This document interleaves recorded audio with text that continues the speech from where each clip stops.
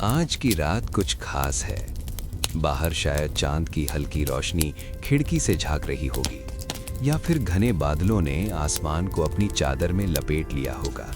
जो भी हो, आप इस वक्त यहाँ हैं और यही बात मायने रखती है। रोशनी धीमी कर लीजिए, अपने फोन की चमक थोड़ी कम कीजिए, सिरहाने तकिया ठीक से लगा लीजिए। आज रात मैं आपको एक ऐसी गली में ले जाना चाहता हूँ जहाँ अंधेरा इतना गहरा है कि लोग रास्ता भूल जाते हैं, लेकिन उसी अंधेरे में कहीं एक दिया भी जलता है, धीमा, टिमटिमाता, मगर जलता हुआ। ये कहानी है उस गली की जहाँ सूरज की किरणें पहुँचने से पहले थक जाती हैं, जहाँ गरीबी की दीवारें इतनी ऊंची हैं कि उम्मीद को सांस लेने में भी मेहनत करनी पड़ती है। ये कहानी है एक लड़की की जिसका नाम था चंपा। हाँ, चंपा, उस फूल की तरह जो अंधेरे में भी खिलता है और अपनी खुशबू बिखेरता है। क्या आपने कभी सोचा है कि अंधेरे का असली मतलब क्या होता है? वो अंधेरा नहीं जो रात को उतरता है और सुबह गायब हो जाता है। वो अंधेरा जो जिंदगी में उतर जाए, जो हर रास्ते पर खड़ा मिले, जो हर दरवाजा बंद कर दे। ऐसे अंधेरे में जीना आसान नहीं होता, लेकिन कुछ लोग होते हैं जो उस अंधेरे को चुनौती देते हैं। वो टूटते नहीं, बिखरते नहीं, बल्कि अपने हौसले से एक छोटा सा दिया जला लेते हैं। आज की कहानी उन्हीं हौसलों की है, उस गली की है जो शहर के नक्शे में कहीं नहीं दिखती, लेकिन जहां हजारों जिंदगियां रोज अपनी जंग लड़ती हैं। झुग्गी झोपड़ियों की उस बस्ती की है जहां बरसात में छतें रोती हैं और गर्मी में जमीन तपती है, जहां बच्चे सपने देखते हैं मगर उन सपनों को उड़ान देने के पंख नसीब नहीं होते। मगर चंपा अलग थी। उसकी आंखों में एक अजीब सी चमक थी, जैसे कोई सितारा गलती से जमीन पर आ गिरा हो। वो जानती थी कि उसकी गली अंधेरी है, मगर उसे ये भी पता था कि अंधेरे के बाद सुबह जरूर आती है, बस इंतजार करना आना चाहिए। तो चलिए आज की रात इसी गली में चलते हैं, उन संकरी गलियों में जहां नालियों का पानी बहता है और बच्चों की हंसी गूंजती है, जहां माएं चूल्हे के सामने बैठकर खाना पकाती हैं और उनकी आंखों में कल की चिंता तैरती है, जहां पिता शाम को थके हारे लौटते हैं और अपनी कमाई गिनते हुए सोचते हैं कि अगला दिन कैसे कटेगा। मगर इस अंधेरी गली में एक कहानी पल रही थी, एक ऐसी कहानी जो आज भी लोगों को प्रेरणा देती है। आइए उस कहानी को सुनते हैं, धीरे धीरे, आहिस्ता आहिस्ता, जैसे कोई पुरानी लोरी हो। आंखें बंद कर लीजिए, सोचिए कि आप उस गली में खड़े हैं, हवा में धूल है, दूर कहीं कुत्ते भौंक रहे हैं और एक झोपड़ी में एक छोटी सी लड़की किताब पढ़ रही है, मोमबत्ती की रोशनी में। वो लड़की है चंपा और ये है उसकी कहानी। चंपा का जन्म उसी अंधेरी गली में हुआ था जहां रात को भी सूरज निकलने का इंतजार रहता था। उसके पिता रामू काका एक रिक्शा चलाने वाले थे। सुबह से शाम तक पैडल मारते, पसीना बहाते और शाम को जब घर लौटते तो उनकी कमर झुकी होती थी, मगर होठों पर मुस्कान होती। चंपा की माँ सुमित्रा घरों में बर्तन मांजती थी। उसके हाथ हमेशा खुरदुरे रहते थे, उंगलियों की त्वचा फटी रहती थी, मगर उसने कभी शिकायत नहीं की।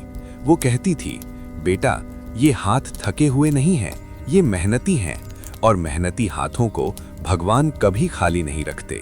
चंपा के अलावा घर में 2 और बच्चे थे, छोटा भाई मोहन जो अभी 7 साल का था और सबसे छोटी बहन गुड़िया जो मुश्किल से 4 साल की थी।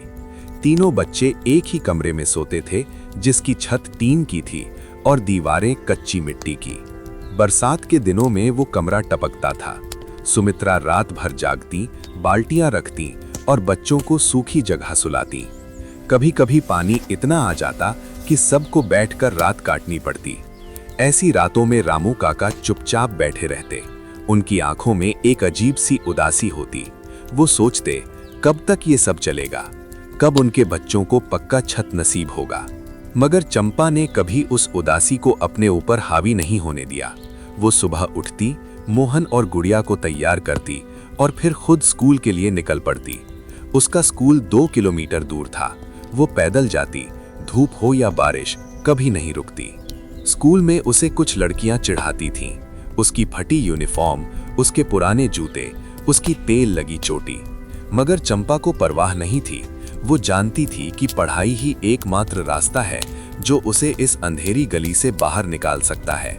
उसकी टीचर मीरा मैडम उसे बहुत पसंद करती थी। वो कहती थी, चंपा, तुम्हारे अंदर कुछ खास है। तुम्हारी आंखों में वो चमक है जो सपनों को सच करती है। चंपा हंसती और कहती, मैडम, मुझे डॉक्टर बनना है। अपने मोहल्ले में एक क्लिनिक खोलना है जहां गरीबों का फ्री में इलाज हो। मीरा मैडम की आंखें भर आती। वो जानती थी कि चंपा के लिए ये रास्ता आसान नहीं होगा, मगर वो ये भी जानती थी कि हिम्मत और लगन से दुनिया की हर चोटी फतह की जा सकती है। घर में चंपा की पढ़ाई को लेकर अक्सर बहस होती। रामू काका कहते, बेटा 10वीं तक पढ़ लो, फिर किसी दुकान में नौकरी कर लेना।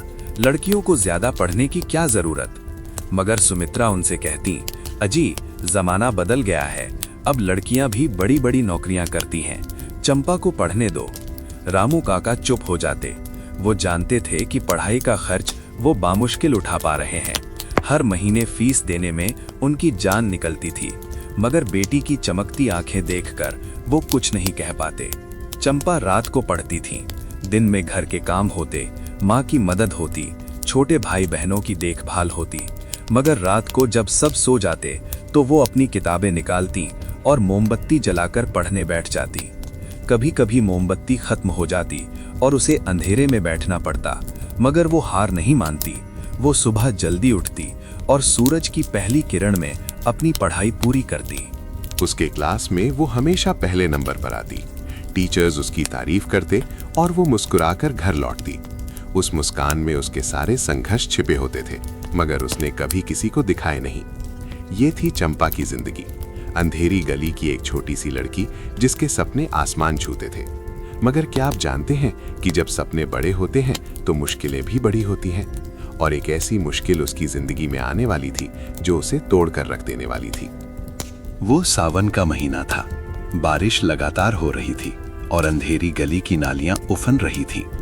पानी इतना बढ़ गया था कि झोपड़ियों में घुस आया। लोग अपना सामान बचाने की कोशिश कर रहे थे, मगर बारिश थमने का नाम नहीं ले रही थी। चंपा के घर की हालत सबसे खराब थी।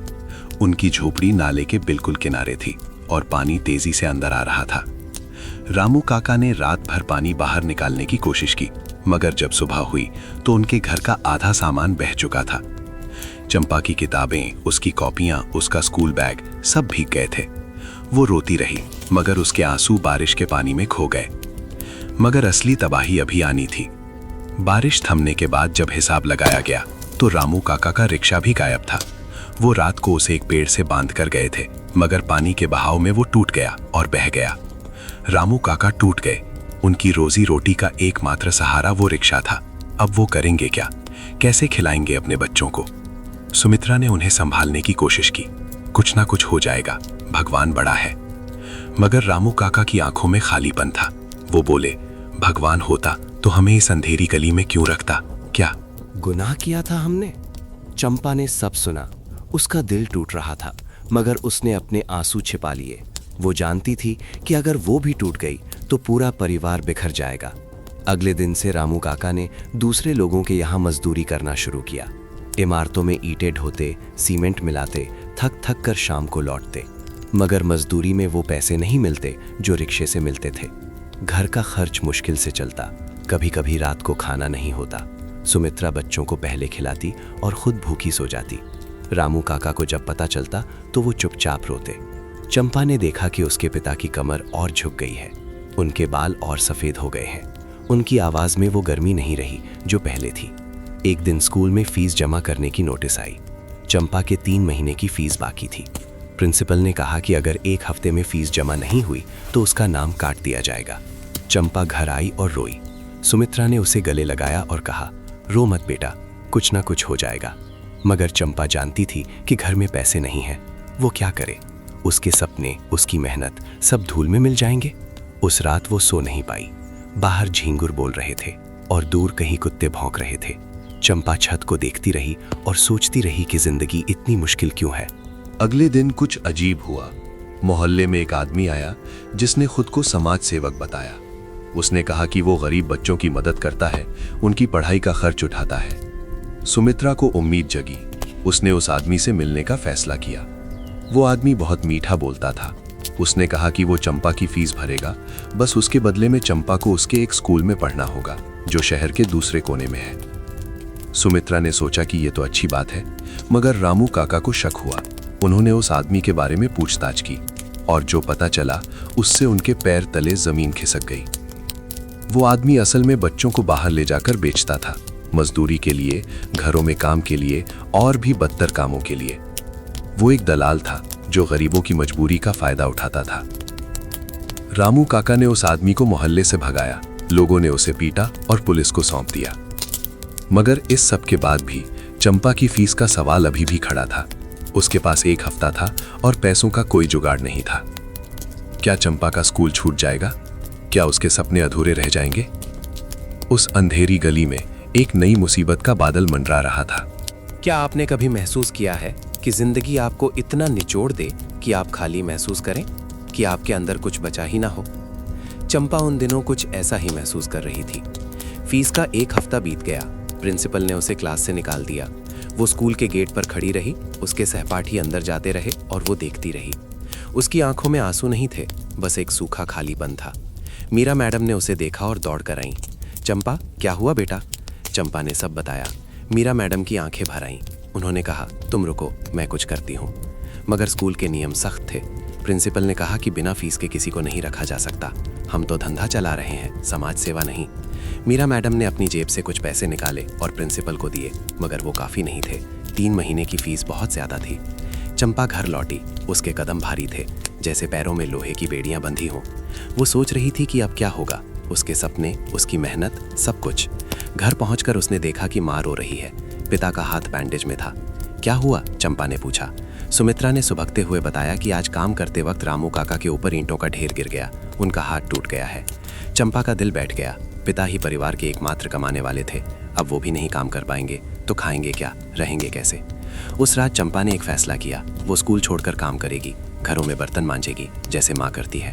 परिवार को पैसों की ज़रूरत है और वो अपने सपनों से ज़्यादा अपने परिवार को प्यार करती है। जब उसने माँ को बताया तो सुमित्रा ने उसे थप्पड़ मारा, पहली बार, और फिर रोते हुए गले लगा लिया। तू पागल है, तू पढ़ेगी, तू आगे बढ़ेगी, मैं भूखी मर जाऊंगी, मगर तुझे काम नहीं करने दूंगी। चंपा रोती रही, माँ के गले लगकर। वो दोनों उस छोटी सी झोंपड़ी में रोती रहीं और बाहर हवा चुपचाप बहती रही। रामू काका सब सुन रहे थे। उन्होंने अपना दर्द छिपाया और बोले, बेटा, हमारी चिंता मत कर, कुछ ना कुछ हो जाएगा, तू बस पढ़ाई पर ध्यान दे। मगर कुछ होना था कहाँ। दिन बीतते गए। सुमित्रा दुगनी मेहनत करने लगी, 2-2 घरों में काम करने लगी।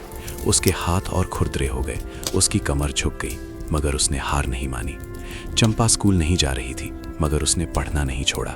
वो रात को पुरानी किताबें पढ़ती जो उसकी सहेलियों ने उधार दी थी। वो जानती थी कि एक दिन वो वापस स्कूल जाएगी। एक दिन मोहन बीमार पड़ गया, तेज बुखार, खांसी और सांस लेने में तकलीफ। डॉक्टर के पास ले जाने के पैसे नहीं थे। सुमित्रा ने घरेलू नुस्खे आजमाए, मगर मोहन की हालत बिगड़ती गई। चंपा ने देखा कि उसका छोटा भाई कमजोर पड़ता जा रहा है। उसकी आंखें धंस गई थीं, चेहरा पीला पड़ गया था। वो बार बार माँ को देखता और कहता, माँ, मुझे ठीक कर दो ना। सुमित्रा का दिल टूट जाता। वो क्या करे, पैसे कहाँ से लाए? चंपा ने तब एक काम किया जो उसने कभी सोचा नहीं था। वो मीरा मैडम के घर गई, रात को, अंधेरे में, अकेली। मीरा मैडम ने दरवाज़ा खोला और हैरान रह गई। चंपा, तू यहाँ इतनी रात को? चंपा रो पड़ी। उसने सब कुछ बता दिया, अपने पिता की चोट, अपने भाई की बीमारी, अपनी मजबूरी। मीरा मैडम ने उसे अंदर बुलाया। उन्होंने उसे पानी पिलाया और फिर कुछ पैसे दिए। ये ले, डॉक्टर के पास जा और सुबह मुझसे मिलना, मैं कुछ सोचती हूँ। चंपा उन पैसों को लेकर भागी। रात के अंधेरे में, अंधेरी गली में वो भागती रही। उसके मन में बस एक ही ख्याल था, अपने भाई को बचाना है। डॉक्टर ने मोहन को देखा और दवाई दी, कहा कि वक्त पर ले आए, नहीं तो बहुत बिगड़ जाता। चंपा ने राहत की सांस ली, कम से कम एक मुसीबत तो टली। मगर जिंदगी अभी और इम्तिहान लेने वाली थी। मोहन धीरे धीरे ठीक हो रहा था, मगर उन दवाइयों का खर्च भी बढ़ गया था। सुमित्रा और ज्यादा घरों में काम करने लगी। रामू काका का हाथ अभी भी ठीक नहीं हुआ था, मगर वो एक हाथ से जो भी काम मिलता कर लेते। मीरा मैडम ने अपना वादा निभाया। उन्होंने एक एनजीओ से बात की जो गरीब बच्चों की पढ़ाई का खर्च उठाता था। चंपा का नाम उस एनजीओ में दर्ज हो गया और उसकी स्कूल फीस का इंतजाम हो गया। चंपा वापस स्कूल जाने लगी। उसकी आंखों में वो पुरानी चमक लौट आई। वो जानती थी कि ये मौका उसे गंवाना नहीं है। मगर अंधेरी गली में एक नई मुसीबत खड़ी हो रही थी। वो गली जहां चंपा रहती थी वो असल में एक बड़े जमींदार की जमीन पर बसी थी। सालों से वहां झुग्गियां थी, सालों से लोग रहते थे, मगर अब उस जमींदार के बेटे को वो जमीन बेचनी थी। किसी बिल्डर ने बड़ी रकम का ऑफर दिया था। एक दिन नोटिस आया, सभी झुग्गियों को खाली करना होगा 1 महीने के अंदर। पूरी गली में हाहाकार मच गया। लोग कहाँ जाएंगे? उनके पास और कोई जगह नहीं थी। यही उनका घर था, यही उनकी दुनिया। रामू काका ने कुछ लोगों के साथ मिलकर जमींदार के बेटे से मिलने की कोशिश की, मगर उसने मिलने से मना कर दिया। उसके गुंडे उन्हें धमकाकर भगा लाए। चंपा ने ये सब देखा और उसका खून खौल उठा। ये क्या अन्याय है? गरीबों को उनके घरों से निकाला जा रहा है और कोई कुछ नहीं कर सकता। उसने मीरा मैडम से बात की। मीरा मैडम ने उसे समझाया कि कानून के रास्ते से लड़ा जा सकता है। उन्होंने एक वकील से बात करवाई जो मुफ्त में गरीबों के केस लड़ते थे। वकील साहब ने कहा कि अगर वो लोग इतने सालों से वहां रह रहे हैं तो उन्हें कुछ अधिकार मिलते हैं, मगर इसके लिए सबको एक साथ आना होगा, आवाज उठानी होगी। चंपा ने ये बात पूरी गली में फैला दी। लोग डरे हुए थे, मगर उसने उन्हें हिम्मत दी। वो घर घर गई, सबसे मिली, सबको समझाया। हम अकेले कमजोर हैं, मगर साथ में हम ताकतवर हैं। अगर हम सब एक साथ खड़े हों तो कोई हमें नहीं हटा सकता। कुछ लोगों ने उसकी बात मानी, कुछ ने नहीं, मगर धीरे धीरे लोग जुड़ते गए। एक बैठक हुई, फिर दूसरी, फिर तीसरी। जमींदार के बेटे को जब पता चला कि लोग संगठित हो रहे हैं तो उसने गुंडे भेजे। वो रात को आए, झोंपड़ियों में आग लगा दी। चंपा के घर के पास की 2 झोंपड़ियां जल गईं। लोग चिल्लाते रहे, भागते रहे, बच्चे रोते रहे। रामू काका ने एक बूढ़े को जलती झोंपड़ी से बाहर निकाला। उनका जला हुआ हाथ और बुरी तरह झुलस गया, मगर उन्होंने उस बूढ़े की जान बचा ली। अगली सुबह पूरी गली में मातम था। लोग डरे हुए थे, टूटे हुए थे। कुछ ने कहा कि अब लड़ाई छोड़ देनी चाहिए, ये लोग बहुत ताकतवर हैं। मगर चंपा नहीं मानी। वो खड़ी हुई राख और धुएं के बीच और बोली, देखो, उन्होंने हमारे घर जलाए, मगर वो हमारी हिम्मत नहीं जला सकते। अगर हम आज डर गए तो कल वो और जलाएंगे, मगर अगर हम खड़े रहे तो उन्हें पीछे हटना होगा। उसकी आवाज में एक अजीब ताकत थी। लोग उसे देखते रहे, उस 15 साल की लड़की को जो एक सेनापति की तरह खड़ी थी। एक बूढ़ी औरत ने कहा, ये बच्ची सही कह रही है, हमने बहुत सहा है, अब और नहीं। धीरे धीरे लोग उठने लगे। उनकी आंखों में एक नई आग थी। वो जान गए थे कि अब लड़ना ही होगा। चंपा ने मीरा मैडम और वकील साहब से बात की। उन्होंने मिलकर एक योजना बनाई। मीडिया को बुलाया गया, अखबारों में खबर छपी, सोशल मीडिया पर वीडियो वायरल हुए। शहर भर में हंगामा मच गया। लोग सवाल पूछने लगे कि गरीबों पर इतना जुल्म क्यों? अधिकारी हिले, नेता आए, वादे किए गए। जमींदार के बेटे पर दबाव पड़ा।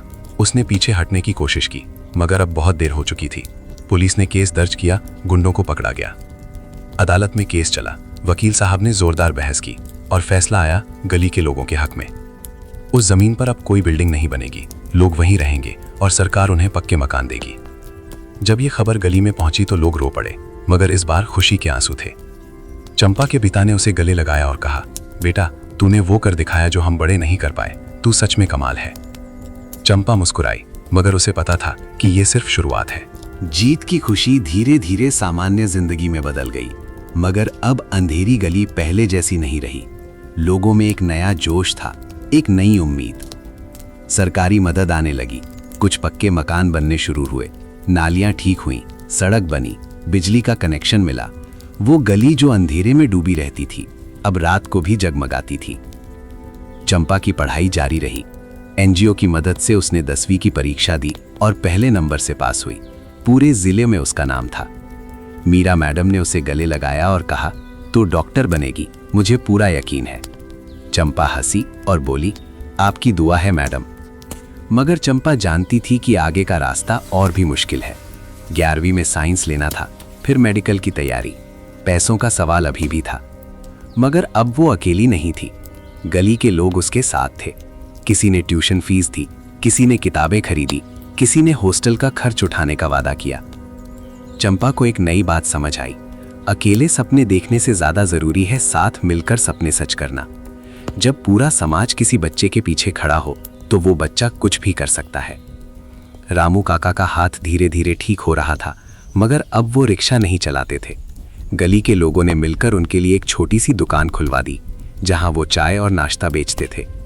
सुमित्रा अब भी काम करती थी, मगर अब उसके चेहरे पर एक संतोष था। वो जानती थी कि उसकी बेटी ने जो किया वो कोई साधारण बात नहीं थी। मोहन स्कूल जाने लगा। वो अपनी दीदी से बहुत प्रभावित था। वो भी पढ़ना चाहता था, वो भी कुछ बनना चाहता था। गुड़िया भी बड़ी हो रही थी।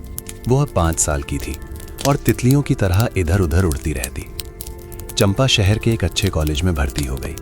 वो हॉस्टल में रहती थी, मगर हर महीने घर आती, अपने भाई बहनों को पढ़ाती, माँ की मदद करती, पिता से बातें करती। एक दिन रामू काका ने उससे पूछा, बेटा, तूने इतनी हिम्मत कहाँ से लाई? उस रात जब तू सबके सामने खड़ी थी, मुझे विश्वास नहीं हुआ। चंपा ने सोचा और बोली, पापा, आपने और माँ ने जो संघर्ष किया मैंने देखा है। जब आप थक हार कर भी हंसते थे, जब माँ भूखी रहकर भी हमें खिलाती थी, तब मुझे समझ आया कि हिम्मत क्या होती है। मैंने बस वही किया जो आपने सिखाया। रामू काका की आंखें भर आईं। उन्होंने बेटी को गले लगाया और कुछ नहीं बोले। शब्दों की जरूरत नहीं थी। 2 साल बीत गए। चंपा ने मेडिकल एंट्रेंस की तैयारी शुरू की। दिन रात पढ़ाई। कभी कभी थक जाती, हार मानने का मन करता, मगर फिर अपनी गली याद आती, अपने लोग याद आते। उसने सोचा अगर वो हार गई तो उन सब की उम्मीदें टूट जाएंगी जिन्होंने उस पर भरोसा किया। और आखिरकार वो दिन आया। नतीजे घोषित हुए। चंपा पास हो गई। मेडिकल कॉलेज में दाखिला मिल गया। उस दिन पूरी गली में जश्न था। लोगों ने मिठाइयाँ बांटी, ढोल बजाए, नाचे गाए। चंपा बीच में खड़ी थी और उसे लग रहा था कि ये सब सपना है। मीरा मैडम भी आईं। उन्होंने चंपा को आशीर्वाद दिया और कहा, तूने साबित कर दिया कि अंधेरी गलियों से भी सितारे निकल सकते हैं। चंपा ने सबको नमस्ते किया और कहा, ये जीत अकेले मेरी नहीं है, ये हम सबकी है। आप सबने जो साथ दिया वो मैं कभी नहीं भूलूंगी। 5 साल और बीत गए। चंपा अब डॉक्टर बन गई थी। MBBS पूरा किया और एक अच्छे अस्पताल में नौकरी मिल गई। मगर उसने वो सपना नहीं भुलाया जो उसने बचपन में देखा था। उसने अपनी पहली तनख्वाह से अपनी गली में एक छोटा सा क्लिनिक खोला। हर रविवार वो वहां आती और गरीबों का मुफ्त इलाज करती। लोग दूर दूर से आने लगे।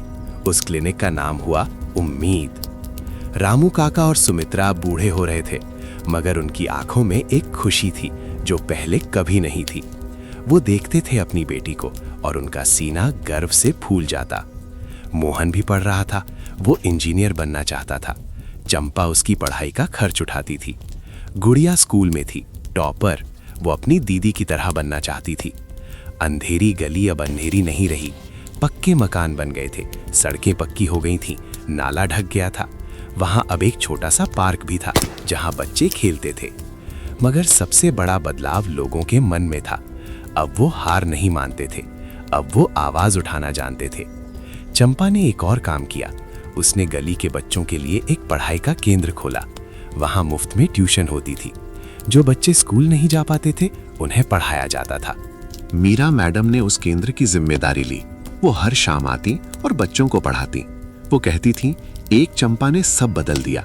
अब यहाँ से और चंपाएं निकलेंगी और चंदन निकलेंगे। एक दिन एक पत्रकार आया। उसने चंपा का इंटरव्यू लिया। पूछा कि आपकी प्रेरणा क्या है। चंपा ने कहा, मेरी प्रेरणा मेरी माँ है जिसने भूखे पेट रहकर भी मुझे खिलाया। मेरे पिता हैं जिनकी कमर झुक गई मगर हौसला नहीं झुका। मेरी गली है जिसने मुझे संघर्ष करना सिखाया। और मेरी मैडम है जिन्होंने मुझ पर विश्वास किया जब मैं खुद पर विश्वास नहीं कर पाती थी। वो इंटरव्यू अखबार में छपा। लोगों ने पढ़ा और प्रभावित हुए।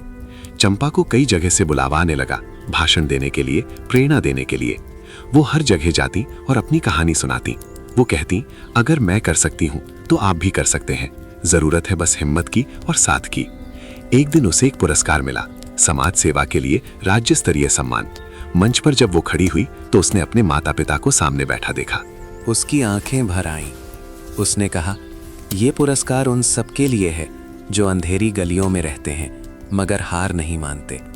जो रोशनी की तलाश में है उनके लिए मेरा एक ही संदेश है, अंधेरा कितना भी गहरा हो, एक छोटा सा दिया काफी है। तालियां गूंजी। लोग खड़े होकर उसका अभिवादन कर रहे थे। मगर चंपा के लिए सबसे कीमती पल वो था जब पुरस्कार लेकर वो अपने माता पिता के पास गई। रामू काका ने उसका सिर चूमा और बोले, बेटा, तूने हमें जीना सिखा दिया। सुमित्रा रोती रही और कुछ नहीं बोल पाई, बस गले लगाए रही। वो रात चंपा अपनी गली में आई, उसी जगह खड़ी हुई जहां कभी उसकी झोपड़ी थी। अब वहां एक छोटा सा पक्का मकान था। आसमान में तारे टिमटिमा रहे थे। उसने सोचा कितना कुछ बदल गया, मगर एक बात नहीं बदली, उसकी जिद, उसके सपने, उसका इरादा। वो जानती थी कि अभी बहुत काम बाकी है, अभी और गलियां हैं जहां अंधेरा है, और बच्चे हैं जिनके पास उम्मीद नहीं। उसने तय किया कि वो रुकेगी नहीं, ये सिर्फ शुरुआत है। तो ये थी चंपा की कहानी, अंधेरी गली की एक लड़की जिसने अपने हौसले से सब बदल दिया। क्या आपने भी कभी ऐसा महसूस किया है कि जिंदगी इतनी मुश्किल है कि सांस लेना भी भारी लगता है, कि हर रास्ता बंद है, हर दरवाज़ा बंद है? अगर हाँ, तो याद रखिए, चंपा भी वहीं थी जहां आप हैं। उसके पास भी कुछ नहीं था सिवाय सपनों के और हिम्मत के, और उसने सब बदल दिया। जिंदगी में कभी कभी अंधेरा इतना गहरा होता है कि हम रास्ता भूल जाते हैं। हमें लगता है कि अब कोई उम्मीद नहीं, अब कोई राह नहीं। मगर बस एक कदम और चलो, एक और रात काट लो, सुबह जरूर आएगी। चंपा की कहानी हमें यही सिखाती है कि कोई भी गली इतनी अंधेरी नहीं जहां से रोशनी ना निकले। बस जरूरत है अपने अंदर का दिया जलाए रखने की। वो दिया है हिम्मत का, सपनों का, मेहनत का। और एक बात और, चंपा ने अकेले नहीं जीता। उसके साथ उसके माता पिता थे, उसकी टीचर थीं, उसके पड़ोसी थे। जब पूरा समाज किसी के साथ खड़ा होता है तो कोई ताकत उसे नहीं हरा सकती। तो आप भी जब भी किसी को संघर्ष करते देखें, उसके साथ खड़े हों। आपका छोटा सा सहारा किसी की जिंदगी बदल सकता है। रात बहुत हो गई है, बाहर शायद सन्नाटा है या फिर हल्की बारिश की आवाज़। जो भी हो, अब आंखें बंद कर लीजिए, अपने शरीर को ढीला छोड़ दीजिए, थकान को बहने दीजिए। आज की रात सोचिए अपनी उस अंधेरी गली के बारे में, वो मुश्किलें जो आपके रास्ते में है। और फिर सोचिए एक छोटे से दिए के बारे में, वो दिया जो आपके अंदर जल रहा है। उस दिए को बुझने मत दीजिए, वो आपको रास्ता दिखाएगा। सपने देखिए, बड़े सपने, चंपा की तरह, और उन सपनों के लिए लड़िए, क्योंकि अंधेरे के बाद सुबह जरूर आती है। अगर इस कहानी ने आपके दिल को छुआ है तो इस चैनल को सब्सक्राइब जरूर कीजिए। अपने विचार कमेंट में लिखिए, मुझे आपकी बातें पढ़कर बहुत खुशी होती है। और अगली कहानी तक अपनी थकी आंखों को मीठी नींद में खो जाने दीजिए। शुभ रात्रि, सपनों में मिलते हैं। क्या आपने कभी सोचा है कि डर असल में क्या है? वो अंधेरा कमरा है जिसमें हम खड़े होते हैं और सोचते हैं कि कहीं कोई राक्षस तो नहीं छिपा। मगर जब रोशनी होती है तो पता चलता है कि वो कमरा खाली था, बस हमारे मन ने साए बना दिए थे। आज की कहानी एक ऐसे लड़के की है जिसने अपने जीवन के सबसे बड़े डर का सामना किया। उसका नाम था विक्रम। एक साधारण लड़का, साधारण परिवार से, मगर उसके अंदर कुछ असाधारण था। वो जानता था कि डर को हराने का एक ही तरीका है, उसके बीच से गुजरना। विक्रम बिहार के एक छोटे से गांव का रहने वाला था। वो गांव जहां खेत थे, नदी थी, पुराने पेड़ थे और लोग थे जो सादगी से जीते थे। मगर उस गांव में गरीबी भी थी, और वो गरीबी ऐसी थी जो हड्डियों में समा जाती है। विक्रम के पिता हरिप्रसाद एक किसान थे। छोटा सा खेत था उनका जिसमें चावल और सब्जियां उगती थी। मगर खेती में वो दम नहीं था जो पेट भर सके। सूखा पड़ता तो फसल जलती, बाढ़ आती तो डूब जाती। हर साल एक नई मुसीबत। विक्रम की माँ कमला घर संभालती थी। 5 बच्चों की माँ थी वो, और हर बच्चे के लिए उसके दिल में समंदर जैसा प्यार था। मगर उसकी आंखों में एक उदासी भी थी जो गरीबी की सहेली होती है। विक्रम सबसे बड़ा था, उसके बाद 3 बहनें थीं और एक छोटा भाई। बड़े होने की जिम्मेदारी उसके कंधों पर थी, और वो कंधे अभी 15 साल के थे। स्कूल जाता था विक्रम, मगर मन लगाकर। उसे पता था कि पढ़ाई ही एक रास्ता है जो इस गरीबी से बाहर निकाल सकता है। वो रात को दिए की रोशनी में पढ़ता जब सब सो जाते। मगर एक रात कुछ ऐसा हुआ जिसने उसकी जिंदगी बदल दी। उस रात बारिश हो रही थी, बूंदें टीन की छत पर गिर रही थी और उनकी आवाज पूरे घर में गूंज रही थी। विक्रम सोया हुआ था जब उसने अपनी माँ की सिसकियां सुनी। वो उठा और देखा कि उसकी माँ कोने में बैठी रो रही है। उसके हाथ में एक कागज था। वो कागज था बैंक का नोटिस। खेत गिरवी रखा था और अब बैंक उसे नीलाम करने वाला था। विक्रम का दिल बैठ गया। खेत गया तो सब खत्म। परिवार कहाँ जाएगा, खाएगा क्या? उस रात विक्रम ने एक फैसला किया, एक ऐसा फैसला जो डर के बीच लिया गया था, मगर जिसने सब बदल दिया। आइए उस कहानी को सुनते हैं। विक्रम का बचपन वैसा नहीं था जैसा बच्चों का होना चाहिए। जब दूसरे बच्चे खेलते थे वो खेतों में काम करता था। जब दूसरे बच्चे मिठाइयाँ खाते थे वो सूखी रोटी से पेट भरता था। मगर उसने कभी शिकायत नहीं की। उसे पता था कि उसके पिता दिन रात मेहनत करते हैं और उसकी माँ का हर आंसू उनके परिवार के प्यार की निशानी है। हरि प्रसाद एक मेहनती इंसान थे। सुबह सूरज उगने से पहले खेत में पहुंच जाते और शाम को अंधेरा होने के बाद लौटते। उनके हाथ खुरदर खिर भीग चुकी थी, मगर आंखों में एक जिद थी। वो कहते थे, बेटा, गरीबी कोई शर्म की बात नहीं है, शर्म की बात है हार मानना। विक्रम ने ये बात गांठ बांध ली थी। वो स्कूल जाता, पढ़ता और फिर घर आकर खेतों में मदद करता। उसकी 3 बहनें सविता, मंजू और रानी भी घर के कामों में हाथ बटाती। मगर सबसे छोटा गोलू अभी 5 साल का था। वो खेलता, हंसता और पूरे घर में जान डाल देता। विक्रम उसे बहुत प्यार करता था। गोलू को गोद में लेकर कहता, तू बड़ा होकर डॉक्टर बनेगा, तेरा दीदा तुझे पढ़ाएगा। गोलू हंसता और कहता, दीदा तुम भी बड़े आदमी बनोगे ना। विक्रम मुस्कुराता मगर कुछ बोलता नहीं। उसे पता नहीं था कि वो क्या बनेगा, बस इतना पता था कि कुछ करना है, कुछ बड़ा। गांव में एक स्कूल था सरकारी। वहाँ के मास्टर जी श्रीधर पांडे विक्रम को बहुत पसंद करते थे। वो कहते, विक्रम तेरे अंदर दम है, तू आगे बढ़ेगा। विक्रम हंसता और कहता, मास्टर जी मैं तो बस पढ़ना चाहता हूँ, देखो क्या होता है। मगर मास्टर जी जानते थे कि विक्रम साधारण नहीं है। उसकी आंखों में वो चमक थी जो बड़े सपने देखने वालों में होती है। दिन बीतते गए, साल बीतते गए। विक्रम 10वीं में आ गया। उसके रिजल्ट हमेशा अच्छे आते थे। मास्टर जी ने कहा कि वो जिले के बड़े स्कूल में दाखिला ले ले, वहाँ अच्छी पढ़ाई होती है। मगर बड़े स्कूल का मतलब था बड़ा खर्च, फीस, किताबें, हॉस्टल। हरिप्रसाद के पास इतने पैसे नहीं थे। उन्होंने कहा, बेटा इस साल फसल अच्छी हुई तो देखेंगे। विक्रम ने सिर हिलाया, मगर उसका दिल जानता था कि फसल पर भरोसा करना मुश्किल है। और वही हुआ जिसका डर था। उस साल बारिश नहीं हुई, सूखा पड़ा, खेत में फसल जल गई। हरिप्रसाद ने बैंक से कर्ज लिया था बीज और खाद के लिए, और अब वो कर्ज चुकाना मुश्किल था। बैंक वाले आते, धमकाते और चले जाते। हरिप्रसाद की रातों की नींद उड़ गई। वो रात को बैठकर सोचते, क्या करें। कमला उन्हें देखती और रोती। वो जानती थी कि उनके पति टूट रहे हैं, मगर वो कुछ कर नहीं सकती थी। विक्रम सब देखता था। वो समझता था कि हालात कितने बुरे हैं। उसका मन करता कि पढ़ाई छोड़कर काम करे, कहीं मजदूरी करे, मगर माँ बाप मानते नहीं थे। एक दिन हरिप्रसाद ने खेत गिरवी रख दिया। बैंक ने कुछ पैसे दिए, मगर शर्त थी कि अगर समय पर नहीं चुकाए तो खेत नीलाम हो जाएगा। उस दिन से हरिप्रसाद और भी चुप हो गए। वो दिन भर खेतों में काम करते, मगर उनकी आंखों में वो चमक नहीं रही जो पहले थी। विक्रम ने देखा कि उसके पिता धीरे धीरे अंदर से टूट रहे हैं और वो कुछ नहीं कर पा रहा था। तब एक रात वो कागज आया, बैंक का नोटिस, खेत नीलाम होगा। और उसी रात विक्रम ने वो फैसला लिया। उस रात जब विक्रम ने अपनी माँ को रोते देखा, उसके अंदर कुछ टूटा और कुछ जागा। टूटा वो बचपन जो अब तक बचा था, और जागी वो जिम्मेदारी जो उसके कंधों पर आ गई। वो माँ के पास गया और बोला, माँ रो मत, मैं कुछ करूंगा। कमला ने आंसू पोंछे और कहा, बेटा तू क्या करेगा, तू अभी बच्चा है। बच्चा नहीं हूं माँ, 15 साल का हो गया हूं, अब मैं कमाऊंगा। कमला ने उसे गले लगाया और रोने लगी। वो जानती थी कि उसका बेटा मजबूर है, और यही बात उसे सबसे ज्यादा तोड़ रही थी। अगले दिन विक्रम मास्टर जी के पास गया। उन्होंने पूछा, क्या बात है, चेहरा इतना उतरा हुआ क्यों है।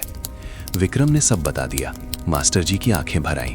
उन्होंने कहा, बेटा पढ़ाई मत छोड़ना, कुछ ना कुछ हो जाएगा। मास्टर जी, पढ़ाई से पेट नहीं भरता, पहले परिवार को बचाना है। मास्टर जी चुप रह गए। वो जानते थे कि विक्रम सही कह रहा था, मगर उन्हें दुख हो रहा था कि एक होनहार बच्चे को अपना सपना छोड़ना पड़ रहा था। विक्रम ने फैसला किया कि वो शहर जाएगा और काम करेगा। गांव में कोई काम नहीं था, मगर शहर में मिल जाता है। उसने सुना था कि पटना में फैक्ट्रियां हैं, दुकानें हैं, होटल हैं, कहीं ना कहीं काम मिल ही जाएगा। मगर शहर जाने में डर था। विक्रम कभी गांव से बाहर नहीं गया था। उसे नहीं पता था कि शहर कैसा होता है, लोग कैसे होते हैं, और सबसे बड़ा डर था अकेला होने का। रात को वो छत पर बैठा सोचता रहा। तारे टिमटिमा रहे थे और दूर कहीं एक कुत्ता भौंक रहा था। हवा में ठंडक थी और विक्रम के दिल में घबराहट। क्या वो ये कर पाएगा? क्या वो परिवार को बचा पाएगा? उसने आंखें बंद की और अपने पिता का चेहरा याद किया। वो झुकी कमर, वो थके हाथ, वो उदास आंखें। उसने सोचा कि अगर वो कुछ नहीं करेगा तो उसके पिता टूट जाएंगे, और उसने फैसला कर लिया। डर है मगर फैसला पक्का है। अगले दिन उसने माँ बाप को बताया। हरिप्रसाद ने गुस्से में कहा, तू कहीं नहीं जाएगा, तू पढ़ेगा। बाबा, पढ़ाई तो फिर भी हो जाएगी, पहले खेत बचाना है। खेत मैं बचाऊंगा, तू अभी बच्चा है। विक्रम ने पिता की आंखों में देखा और बोला, बाबा आप थक गए हैं, मुझे जाने दो। हरिप्रसाद कुछ नहीं बोले। वो जानते थे कि बेटा सच बोल रहा था और यही बात उन्हें सबसे ज्यादा तकलीफ दे रही थी।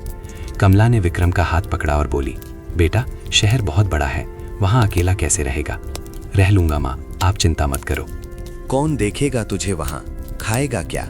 सोएगा कहाँ? विक्रम के पास इन सवालों के जवाब नहीं थे, मगर उसने मुस्कुराकर कहा, भगवान देखेंगे माँ, और आपकी दुआएं हैं ना। कमला रो पड़ी। उसने बेटे को गले लगाया और बहुत देर तक नहीं छोड़ा। अगले हफ्ते विक्रम पटना के लिए निकल गया। उसके पास एक थैला था जिसमें कुछ कपड़े थे, थोड़े पैसे थे जो माँ ने अपनी बचत से दिए थे, और एक पुरानी तस्वीर थी परिवार की। बस में बैठा वो खिड़की से बाहर देखता रहा। गांव पीछे छूटता गया और शहर करीब आता गया। उसका दिल धड़क रहा था और आंखों में एक अजीब सी नमी थी। क्या वो सही कर रहा है? क्या वो कामयाब हो पाएगा? उसे नहीं पता था, मगर उसे ये पता था कि अब पीछे मुड़ना नहीं है। पटना पहुंचकर उसे लगा जैसे किसी दूसरी दुनिया में आ गया हो। इतने लोग, इतना शोर, इतनी तेजी। वो डर गया, मगर खुद को संभाला। उसने पहला काम किया, एक सस्ती सराय खोजी जहां रात काटी जा सके। फिर अगले दिन से काम खोजना शुरू किया, मगर काम मिलना आसान नहीं था। कहीं उम्र कम बताई, कहीं तजुर्बा नहीं था, कहीं पहचान नहीं थी। विक्रम दिन भर घूमता, थकता और रात को सराय में आकर सो जाता। उसके पैसे खत्म हो रहे थे और उम्मीद भी। क्या वो हार मान ले? क्या वो वापस चला जाए? नहीं, उसने अपने आप से कहा, डर के बीच फैसला लिया है, अब डर के आगे नहीं झुकना। आर्क 3 गहराई में उतरना 1100 शब्द। पटना की गर्मी भीषण थी। धूप ऐसी तपती कि तारकोल की सड़कें पिघलने लगती। विक्रम दिन भर उसी धूप में घूमता, काम खोजता और थक कर किसी पेड़ की छांव में बैठ जाता। एक हफ्ता बीत गया, काम नहीं मिला, पैसे खत्म होने को थे। अब सराय का किराया भी देना मुश्किल था। उस रात विक्रम भूखा सोया। उसके पास खाने के पैसे नहीं थे। उसने पानी पीकर पेट भरने की कोशिश की, मगर भूख ऐसी चीज है जो पानी से नहीं मिटती। वो सोचने लगा कि शायद गलती की उसने, शायद गांव में ही रहना चाहिए था, कम से कम एक वक्त की रोटी तो मिल जाती। मगर फिर उसे अपनी माँ का रोता चेहरा याद आया, बाबा की झुकी कमर याद आई, गोलू की मासूम हंसी याद आई। नहीं, वापस नहीं जाना, कुछ करना है। अगले दिन उसने एक चाय की दुकान पर काम मांगा। दुकानदार ने उसे ऊपर से नीचे देखा और बोला, कितने पैसे चाहिए? जितने दे दो भैया, खाना मिल जाए, रहने की जगह मिल जाए। दुकानदार ने सोचा और बोला, ठीक है, सुबह 5 बजे आ जाना, चाय बनाना, बर्तन धोना, सफाई करना, रात को दुकान के पीछे सो जाना, खाना मिल जाएगा, महीने के 500 रुपए। 500 रुपए? इतना कम? मगर विक्रम के लिए वो किसी खजाने से कम नहीं था। ठीक है भैया, कल से आ जाऊंगा। और इस तरह शुरू हुआ विक्रम का नया जीवन। सुबह 5 बजे उठना, चाय बनाना, ग्राहकों को सर्व करना, बर्तन धोना, फर्श पोंछना, शाम तक काम और रात को दुकान के पीछे एक टूटी चारपाई पर नींद। दिन कड़े थे, मगर विक्रम ने हार नहीं मानी। वो जानता था कि ये सब अस्थाई है, एक दिन सब ठीक होगा। महीने के आखिर में उसने अपनी पहली कमाई गांव भेजी, 500 रुपए मनी ऑर्डर करके। जब कमला को वो पैसे मिले, वो रो पड़ी। उसने उन रुपयों को सीने से लगाया जैसे वो उसके बेटे का हाथ हो। हरिप्रसाद ने कुछ नहीं कहा, बस खेत में गए और बहुत देर तक खड़े रहे। विक्रम को चिट्ठी लिखना नहीं आता था, मगर उसने मास्टर जी से सीखा था। उसने माँ को एक पत्र लिखा, माँ मैं ठीक हूँ, काम मिल गया है, तुम चिंता मत करो, खेत बचेगा, वादा। कमला ने वो पत्र 100 बार पढ़ा। हर बार उसकी आंखें भीगी, मगर इस बार आंसू खुशी के थे। मगर विक्रम के लिए हालात इतने आसान नहीं थे।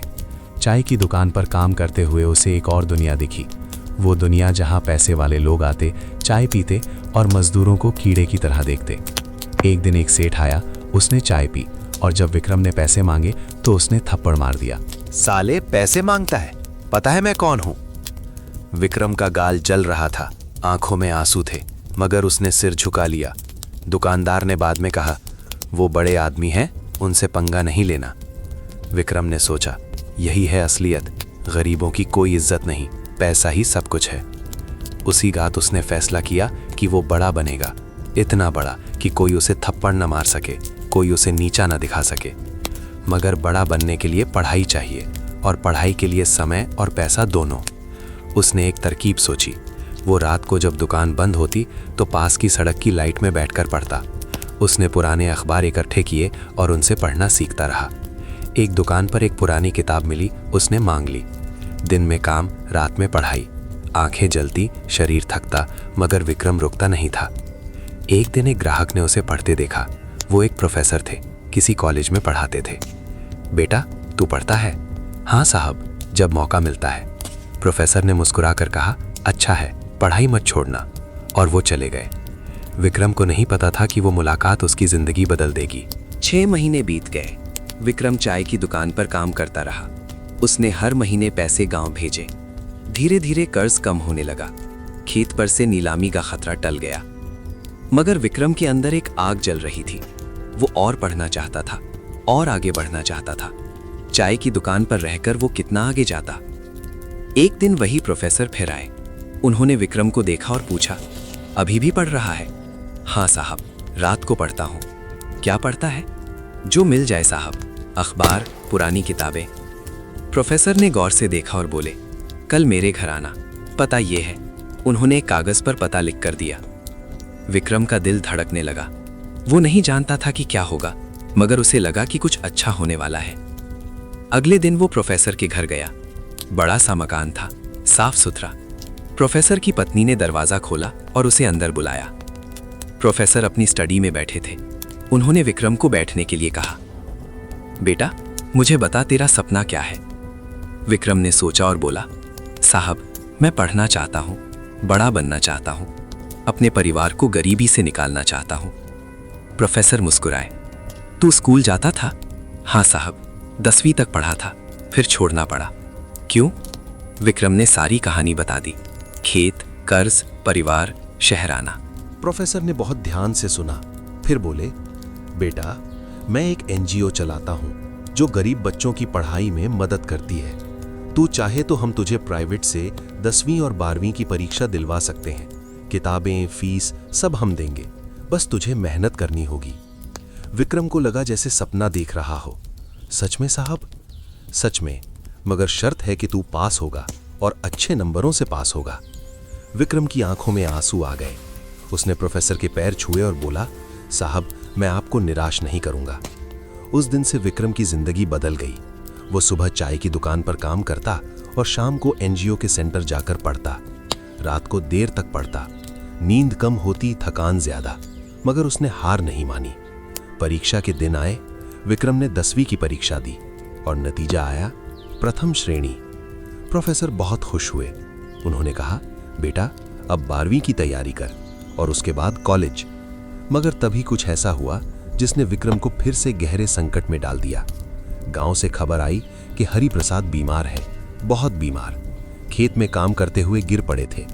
डॉक्टर ने कहा कि दिल की बीमारी है, बड़ा ऑपरेशन करना होगा। ऑपरेशन का खर्च इतना था कि विक्रम के सारे सपने धूल में मिल जाते। उसने प्रोफेसर को बताया। प्रोफेसर ने कहा, बेटा, हम जितनी मदद कर सकते हैं करेंगे, मगर पूरा खर्च हमारे बस में नहीं। विक्रम के पास एक रास्ता था। वो पढ़ाई छोड़कर फुल टाइम काम कर सकता था, ज्यादा पैसे कमा सकता था, मगर तब उसका सपना खत्म हो जाता। उसने रात भर सोचा, क्या करे? पिता की जान बचानी है, मगर सपने भी छोड़ने का मन नहीं। और तब उसने एक फैसला लिया, डर के बीच, उलझन के बीच, मगर एक साफ फैसला। उसने कहा, मैं दोनों करूंगा, दिन में काम, रात में पढ़ाई। जितने पैसे आएंगे भेज दूंगा और परीक्षा भी दूंगा। लोगों ने कहा, पागल है, इतना बोझ एक इंसान नहीं उठा सकता। मगर विक्रम ने सुना और चुप रहा। अगले कुछ महीने नरक जैसे थे। विक्रम सुबह 5 बजे उठता, 2 दुकानों में काम करता, शाम को पढ़ने जाता और रात को 2 बजे तक पढ़ता। नींद 3 घंटे की होती। शरीर टूट रहा था, मगर इरादे नहीं टूटे। कभी कभी वो रोता, अकेले में, जब कोई नहीं देखता। वो सोचता कि कब तक ये सब चलेगा, मगर फिर अपने पिता का चेहरा याद करता और फिर से खड़ा हो जाता। आखिरकार पैसों का इंतजाम हो गया, ऑपरेशन हुआ, हरि प्रसाद बच गए। और उसी साल विक्रम ने 12वीं की परीक्षा दी। नतीजा आया 82%। उस दिन विक्रम रोया, मगर इस बार खुशी के आंसू थे। प्रोफेसर ने उसे गले लगाया और बोले, बेटा, तूने वो कर दिखाया जो कोई नहीं कर पाता, तू बड़ा आदमी बनेगा। विक्रम ने कहा, साहब, ये सब आपकी वजह से हुआ। नहीं बेटा, ये सब तेरी हिम्मत की वजह से हुआ, मैंने तो बस रास्ता दिखाया। विक्रम को एक सरकारी कॉलेज में दाखिला मिल गया, छात्रवृत्ति भी मिली। अब वो बीए कर रहा था और साथ में पार्ट टाइम काम भी। कॉलेज में उसे एक नई दुनिया मिली, वो दुनिया जहां लोग विचारों की बात करते थे, सपनों की बात करते थे। वो दुनिया जहां गरीब होना शर्म की बात नहीं थी, बल्कि मेहनत करना इज्जत की बात थी। विक्रम ने बहुत मेहनत की, क्लास में अव्वल आया, प्रोफेसर उसकी तारीफ करते, मगर विक्रम ने अपनी जड़ें नहीं भुलाईं। वो हर छुट्टी में गांव जाता, माँ बाप से मिलता, बहनों को पढ़ाता। गोलू अब बड़ा हो रहा था, वो स्कूल जाता था और पढ़ाई में अच्छा था। विक्रम ने कहा, गोलू, तू डॉक्टर बनेगा, मैं तुझे पढ़ाऊंगा। गोलू हंसता और कहता, भैया, तुम भी बड़े आदमी बने ना। हाँ, और तू मुझसे भी बड़ा बनेगा। कॉलेज के आखिरी साल में विक्रम ने यूपीएससी की तैयारी शुरू की। वो आईएएस बनना चाहता था। लोगों ने कहा, पागल है, गांव का लड़का आईएएस। मगर विक्रम ने सुना और मुस्कुराया। उसे लोगों की बातों की आदत हो गई थी। 2 साल तैयारी की, पहली बार परीक्षा में फेल हुआ, दूसरी बार भी। लोगों ने कहा, छोड़ दे, तेरे बस का नहीं। मगर विक्रम ने कहा, तीसरी बार उसने 2 गुनी मेहनत की। प्रोफेसर साहब ने उसकी मदद की, एनजीओ ने किताबें दी और विक्रम ने अपना सब कुछ लगा दिया। नतीजा आया, विक्रम पास हो गया। आईएएस की परीक्षा, रैंक 147। उस दिन पूरे गांव में जश्न था। लोग नाचे, गाए, मिठाइयां बांटी। हरि प्रसाद और कमला रोते रहे। उनका बेटा, जो कभी चाय की दुकान पर काम करता था, अब अफसर बनने वाला था। विक्रम ने प्रोफेसर के पैर छुए और कहा, साहब, ये सब आपकी वजह से हुआ। प्रोफेसर ने उसे गले लगाया और बोले, बेटा, तूने साबित कर दिया कि डर के बीच लिया गया फैसला सही था। विक्रम ट्रेनिंग के लिए मसूरी गया। वो पहाड़ों को देखता और सोचता कि जिंदगी कितनी अजीब है।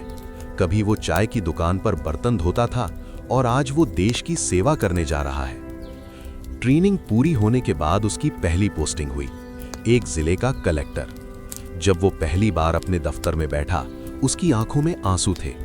उसने सोचा कि ये वो जगह है जहां गरीबों की मदद हो सकती है।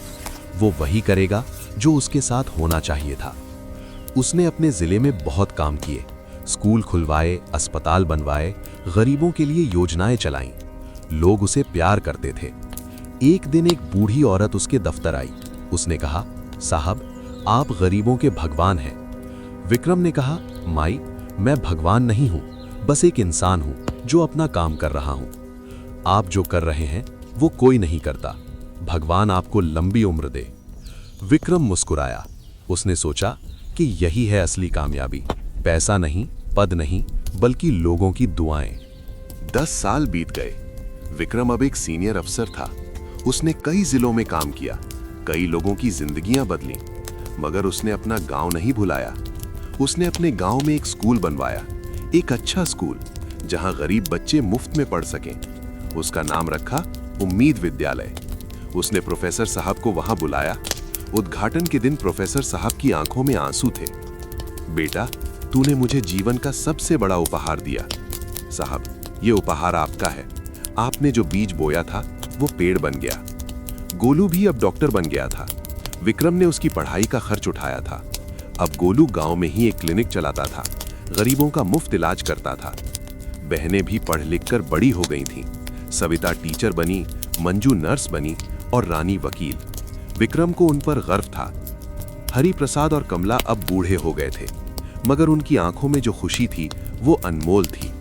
उनका बेटा, जो कभी डर के बीच फैसला लेकर घर से निकला था, आज देश की सेवा कर रहा था। एक दिन एक पत्रकार विक्रम का इंटरव्यू लेने आया। उसने पूछा, सर, आपकी कामयाबी का राज क्या है?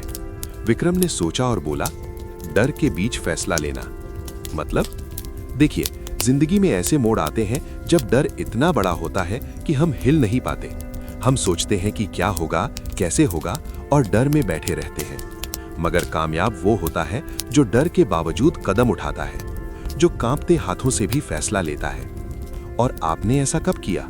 जब मैं 15 साल का था, जब मेरे पिता पर कर्ज का बोझ था और खेत नीलाम होने वाला था। मैं डर रहा था, मगर मैंने फैसला किया कि शहर जाकर काम करूंगा। वो फैसला मेरी जिंदगी का सबसे बड़ा फैसला था। पत्रकार ने लिखा और वो इंटरव्यू अखबार में छपा। बहुत लोगों ने पढ़ा। विक्रम को हजारों पत्र आए। लोगों ने लिखा कि उसकी कहानी ने उन्हें प्रेरणा दी। एक पत्र खास था। एक लड़की ने लिखा था, सर, मैं भी गरीब परिवार से हूं। पढ़ना चाहती हूं मगर डर लगता है। आपकी कहानी पढ़कर हिम्मत मिली। मैं भी डर के बीच फैसला लूंगी। विक्रम ने उस पत्र को अपनी जेब में रखा। वो जानता था कि यही है असली विरासत। पद और पैसे नहीं, बल्कि वो प्रेरणा जो एक इंसान दूसरे को देता है। उसने अपने गांव के स्कूल में बच्चों से बात की। उसने कहा, बच्चों, जिंदगी में डर आएगा। कभी परीक्षा का डर, कभी असफलता का, कभी अकेलेपन का। मगर याद रखो, डर को हराने का एक ही तरीका है, उसके बीच से गुजरना। डरो मगर रुको मत, कांपो मगर कदम उठाओ। बच्चों ने तालियां बजाईं। उनकी आंखों में वही चमक थी जो कभी विक्रम की आंखों में थी। वो गांव का वही मैदान था जहां विक्रम कभी खेलता था। वही पेड़ थे, वही हवा थी। मगर अब सब कुछ बदल गया था। विक्रम ने आसमान की ओर देखा और मुस्कुराया। उसने सोचा कि जिंदगी ने उसे बहुत कुछ सिखाया, मगर सबसे बड़ी सीख यही थी कि डर के बीच लिया गया फैसला ही असली फैसला होता है। तो ये थी विक्रम की कहानी। एक साधारण लड़का, असाधारण हौसला। क्या आपने भी कभी ऐसा महसूस किया है? वो डर जो पेट में गांठ बांध देता है, वो कांपते हाथ जो फैसला लेने से डरते हैं। अगर हां, तो याद रखिए, विक्रम भी वहीं था जहां आप हैं। उसके पास भी कुछ नहीं था सिवाय हिम्मत के, और उसने सब बदल दिया। जिंदगी में डर का होना स्वाभाविक है। हम सब डरते हैं, मगर फर्क ये है कि कुछ लोग डर के आगे झुक जाते हैं और कुछ लोग डर के बावजूद आगे बढ़ते हैं। विक्रम ने दूसरा रास्ता चुना और वही रास्ता उसे कामयाबी तक ले गया। सोचिए, आपके जीवन में कौन सा फैसला है जो आप डर की वजह से नहीं ले पा रहे? कौन सा कदम है जो उठाने से डर रहे हैं? शायद नौकरी बदलने का फैसला, शायद कोई नया काम शुरू करने का, शायद किसी से बात करने का, शायद अपने सपने को फॉलो करने का। जो भी हो, याद रखिए, डर के बीच लिया गया फैसला ही असली फैसला होता है, क्योंकि वो फैसला दिखाता है कि आप कितने मजबूत हैं। रात बहुत हो गई है। बाहर शायद सन्नाटा है। हवा धीमे धीमे बह रही है। झींगुर अपनी आवाज में गा रहे हैं। आंखें बंद कर लीजिए। अपने शरीर को ढीला छोड़ दीजिए। थकान को बहने दीजिए। आज की रात सोचिए अपने उन सपनों के बारे में जो आपने छोड़ दिए, उन फैसलों के बारे में जो आप नहीं ले पाए। और फिर सोचिए, क्या होता अगर आपने वो फैसले ले लिए होते। कल एक नया दिन है, एक नया मौका। शायद कल आप वो फैसला ले पाएं, शायद कल आप उस डर को पार कर पाएं। और अगर नहीं भी कर पाए तो कोई बात नहीं, कोशिश करते रहिए। गिरिए, उठिए और फिर चलिए, क्योंकि जिंदगी उनकी नहीं जो नहीं गिरते, जिंदगी उनकी है जो गिरकर उठ जाते हैं। विक्रम गिरा था बहुत बार, मगर हर बार उठा और आखिरकार जीता। आप भी जीतेंगे, बस हार मत मानिए। अगर इस कहानी ने आपके दिल को छुआ है तो इस चैनल को सब्सक्राइब जरूर कीजिए। अपने विचार कमेंट में लिखिए। मुझे बताइए कि आपके जीवन में कौन सा फैसला है जो आप लेना चाहते हैं। और अगली कहानी तक अपनी थकी आंखों को मीठी नींद में खो जाने दीजिए। शुभ रात्रि। सपनों में वो हिम्मत खोजिए जो जागते में नहीं मिलती। फिर मिलेंगे।